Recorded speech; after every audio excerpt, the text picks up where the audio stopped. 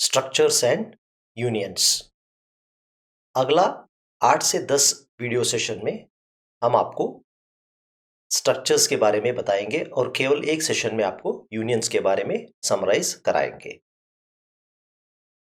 इन video सेशनों का विशेषता ये होगा कि हर थियरी या कॉन्सेप्ट क्लास के बाद तुरंत उसका अगला वीडियो होगा उस कॉन्सेप्ट का डेमोन्स्ट्रेशन, ताकि आपको कॉन्सेप्ट क्लियरली समझ में आ जाए। समझ लीजिए मैं एक क्लास टीचर हूं और क्लास में मुझे 50 बच्चों का नाम, रोल नंबर, एज और मार्क्स या एड्रेस स्टोर करना हो। एक सोल्यूशन है मेरे पास। मैं क्या कर सकता हूं, 5 एरेज डिक्लेयर कर सकता हूं और 5 एरेज में एक एरे में किसी का नाम, अगला एरे में रोल नंबर, अगला एरे में मार्क्स, अगला एरे में एज। क्योंकि एरे केवल एक ही डेटा टाइप का डेटा होल्ड कर सकता है। मतलब एरे में सारे इंटीजर हो सकते हैं, सारे कैरेक्टर्स हो सकते हैं, सारे फ्लोट हो सकते हैं, सारे डबल हो सकते हैं। ये पॉसिबल नहीं है कि एरे में हम डेटा को मिक्स करें।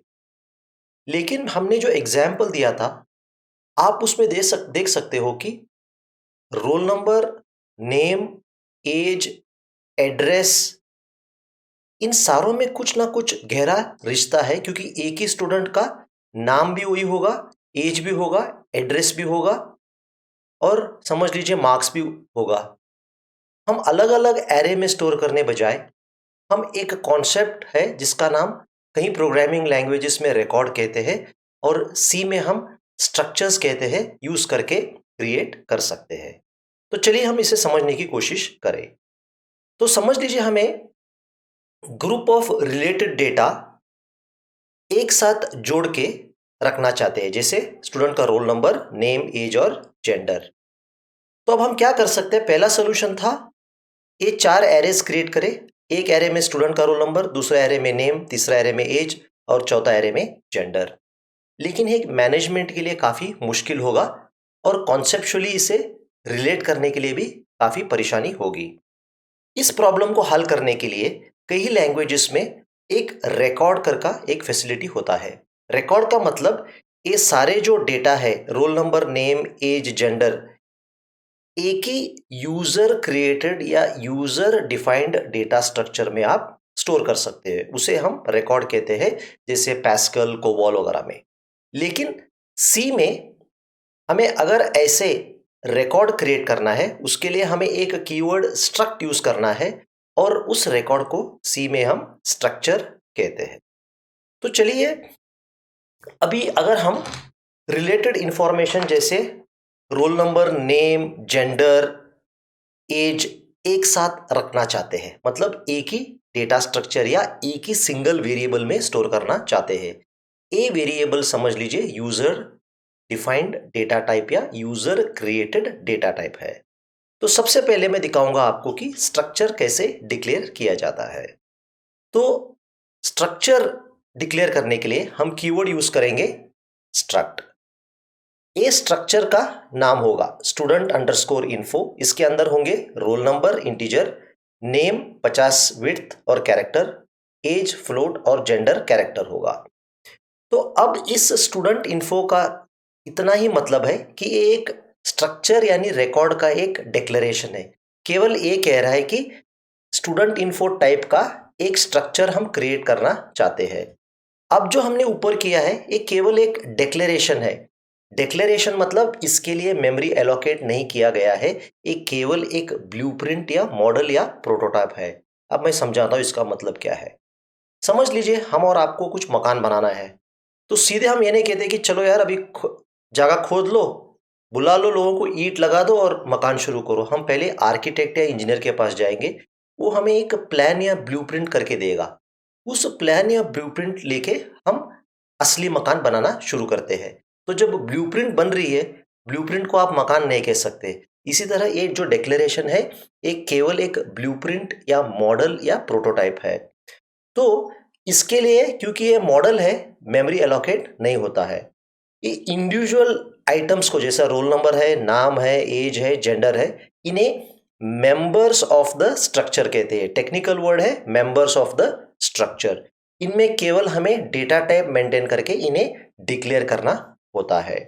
अगर हमें उस टाइप का वेरिएबल क्रिएट करना है, समझ लीजिए हमें इस टाइप का अभी मकान बनाना है, तब हम क्या करेंगे, डिक्लेरेशन ऐसे करेंगे, struct student underscore info student.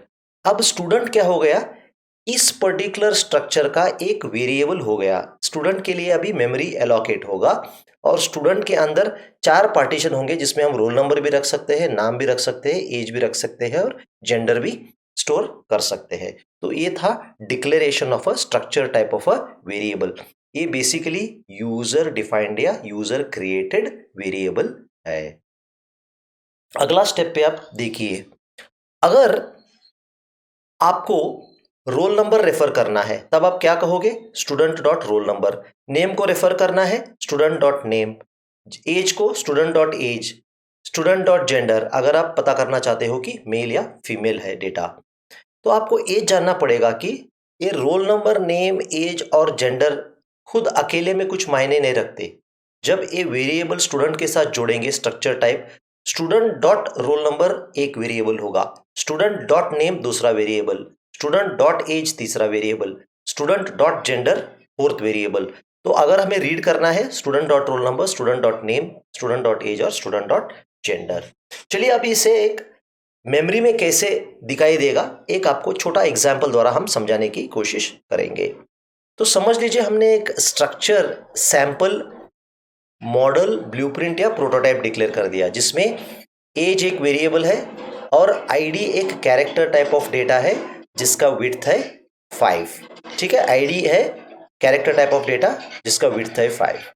हम ये अज्यूम करके जाएंगे कि ये जो एज का विड्थ है 4 बाइट्स लगेगा, कैरेक्टर एक एक बाइट करके 5 बाइट लगेंगे। तो अगर आप कॉन्सेप्चुअली देखोगे तो अगर आपका डेटा एज 99 है तो ऐसा लगेगा और कैरेक्टर आईडी x01 हमने नल कैरेक्टर आपको नहीं दिखाई दिया।